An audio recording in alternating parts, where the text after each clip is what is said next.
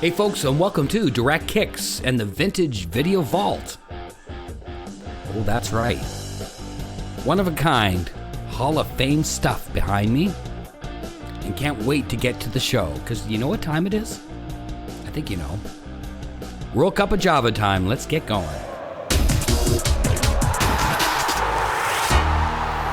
World Cup of Java brought to you by Direct Kicks. Well, can't wait to get going. And you know, in the middle of a men's World Cup, it's hard to believe that the women, once again, take the show and grab it. And way to go, Diana Matheson and Christine Sinclair.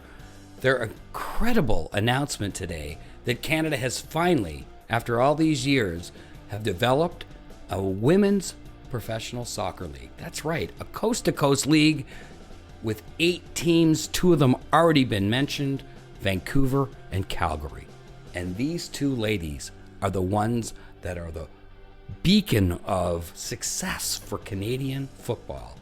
And we can't wait to get started with not only the league, but after the World Cup this year, just so much great things happening on the women's front, and it's helping the men's team and everything. So, boy, oh boy, amazing news. And you couldn't get 2 better people to head a league like this. Again, we have the 2 cities, Vancouver and Calgary. My question, and I want you guys to make a comment, where do you think the other 6 cities should be? Where will those franchise land? $8 to $10 million per franchise. And I'm telling you, by the time it starts in 2025, that number will double, triple, quadruple. Let's see. We are very excited. So, where do you think they'll land? I'm looking at Toronto, Hamilton, Ottawa, and Montreal are probably obvious destinations for 4 of the 6. But what are the other 2?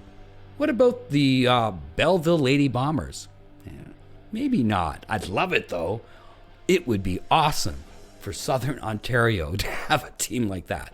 But realistically, how about this? The Halifax Machines. That's right, East Coast. Gotta get them in there. The Halifax Machines. I like the sound of that. Parents are from Halifax. My sister Sandy's from Halifax.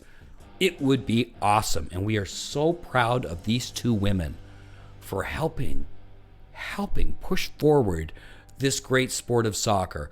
And we are the world's leader, are we not, in progressive women soccer coaches, administrators, let's face it, general managers of teams. It's an amazing time for female soccer, and we can't wait. Direct Kicks is the first and only show that started in 1997 with 50% representation of female soccer. And we were so proud of that. We were also the first ever production team to have an all-female soccer show, the popular Direct Kicks for Chicks.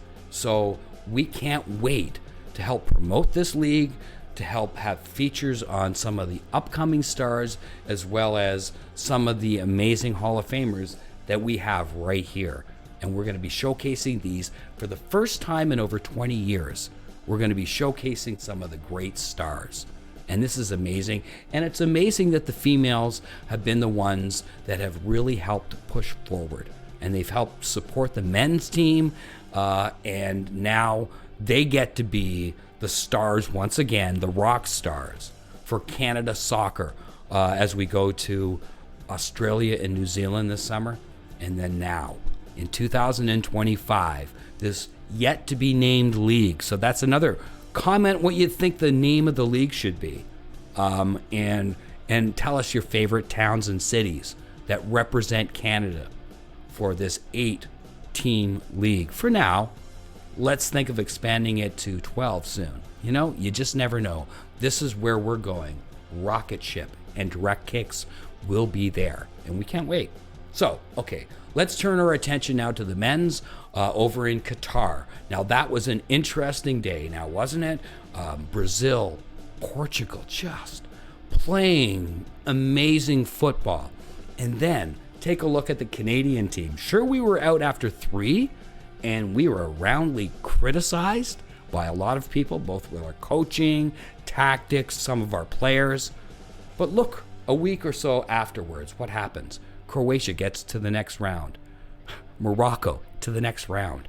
This is looking really good for Canadian soccer. And as we've mentioned many times, Ali Johnson, what an amazing story from just a couple years ago. And now he's playing with Glasgow Celtic. Amazing. We can't wait to go over there and do some stuff with him at Celtic Park. Boy, oh boy, he is going to be loved there. He is going to be loved. Now, what about the other guy that we've been talking about in a big way as that rising star in the middle of the field for Canada? Now that Atiba's probably going to be retiring soon, we have Ismail Korny. And what great news for him that he gets to Watford. This is a tough league. The Championship in England is one of the toughest leagues in the world. Lots of this.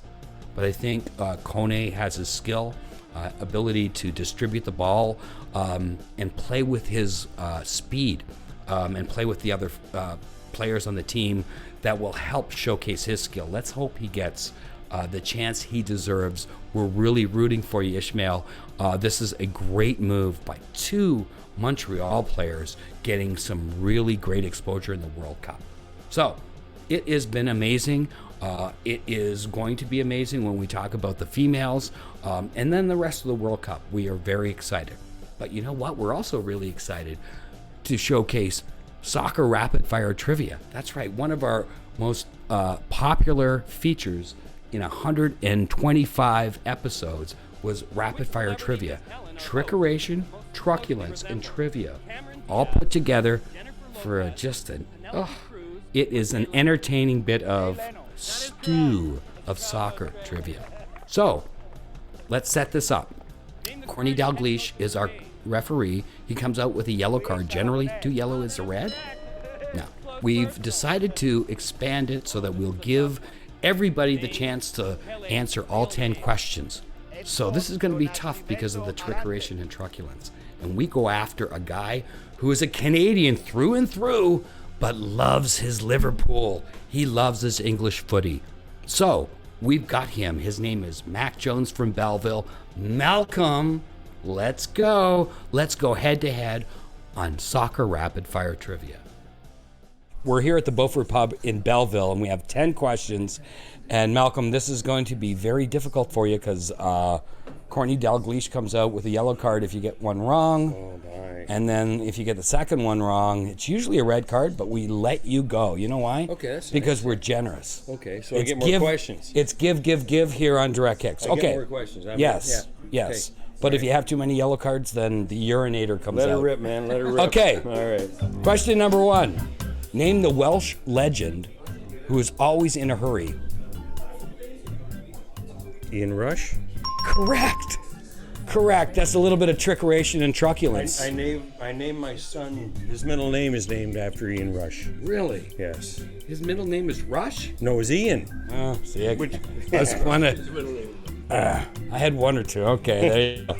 True or false? Pamela Anderson was one of the Busby babes. I'll say false. That's correct. They were false. I'm 2-0, yeah? Okay. I'm 2-0, yeah? Number 3. Name the former U.S. international whose last name suggests that he doesn't play by the rules. Oh, cheater. I know that's trickeration is what it's called. Doesn't play by the rules. Lawless. Alexi Lawless. Okay, there's a yellow for me, I think. First, Korny comes out for the yellow card. That's all right. I'll have a lager instead. Okay, who scored Canada's first ever World Cup goal? Alphonso Davies. Oh, Korny comes out for a yellow card. That is a trick question. They scored in 86 or something. No, they did not. They scored in 5, I think. The Women's World Cup. My former host, Helen Stumbos. She used to be the host of Direct Kicks with me. No comment. Are you on new? Gender stuff. Yeah. Okay, so follow up. Okay. Describe how the goal went in. That's if you didn't know Header? who scored. No, Korny. Korny comes out for the third time, but that's all right because now that means the urinator comes out because that's way too many yellow I was cards. doing well early, man. I'll describe it. Basically, Helen was an amazing midfielder, and she scored directly from a corner kick. Okay. Curled right in there. Yeah. Okay. I wish I'd have known that. Yeah. Okay. All right. Oh boy. Okay. Starting to flunk out here. Name the Canadian soccer player who won multiple U.S. Superstars competitions. Dempsey? No. No, Canadian. Oh, this is back in the 70s. Yes, You're that old? Blonde-haired guy. Yeah. Hairy guy. Yeah, I know. Yes. And his name, Korny's going to have to come out, isn't he? Let's have, because Brian Budd is the Brian answer. Budd. Brian Budd. Yes.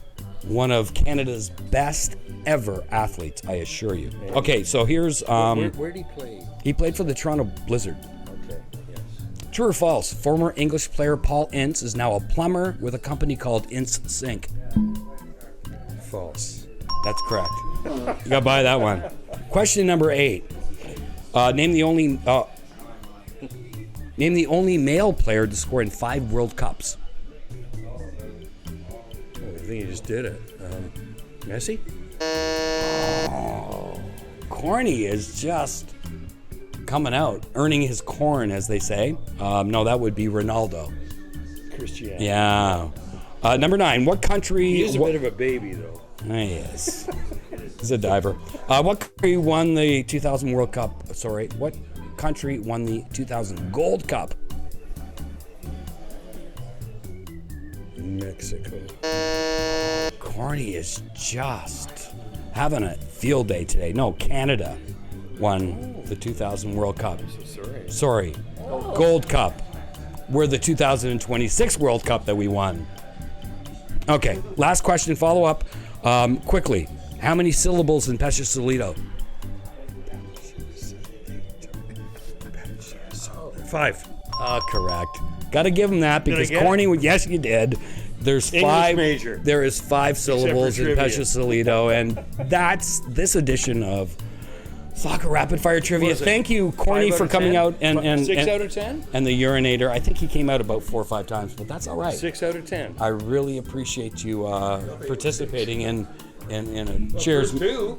And good Toledo. and my friend, good luck in the second half of the game. Hey, excellent. Next time, earn your corn, my friend, and we'll get you back on the show, no problem at all. We had a lot of fun. So, that's this edition of Direct Kicks and the World Cup of Java.